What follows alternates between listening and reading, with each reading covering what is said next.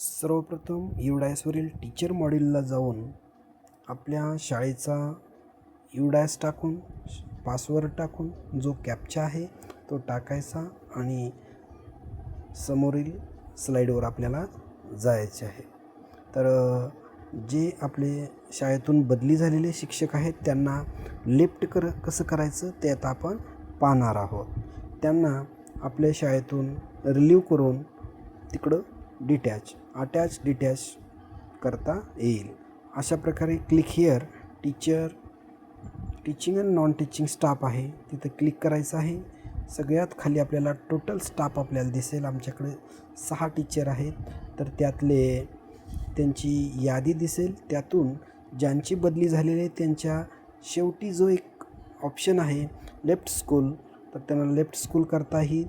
सर्वप्रथम त्यांचं रिझन, बदली कशामुळे झालेली आहे, ट्रान्सफर आणि त्यांचं रिमार्क द्यावं लागेल की ट्रान्सफर टू अनादर स्कूल आणि ज्या तारखेला बदली झालेली आहे ती तारीख त्यांची रिलीव्ह डेटसुद्धा खाली रकान्यात टाकायची आहे, जेणेकरून त्यांना रिलीव्ह डेट आणि अटॅच डेट असं टाकता येईल.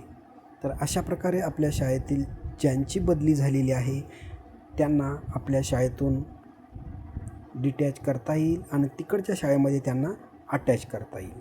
धन्यवाद. अशा प्रकारे तुम्हाला हे दाखवलेलं आहे. त्यांची तारीख बरोबर आहे का ते पाहता येईल. तिने टाकलेली होती आणि बरोबर आहे 10/9/2025. तर ते शिक्षक लेफ्ट विथ स्कूल झालेले आहेत किंवा लेफ्ट स्कूल झालेले आहेत. धन्यवाद. आणखी एकदा पाहता येईल. आणखी एक शिक्षक आहेत. माझ्या शाळेतून 2 शिक्षक बदली झालेले आहे. तर त्यापैकी दुसऱ्या शिक्षकांचासुद्धा त्याचप्रकारे लेफ्ट स्कूल करता येईल.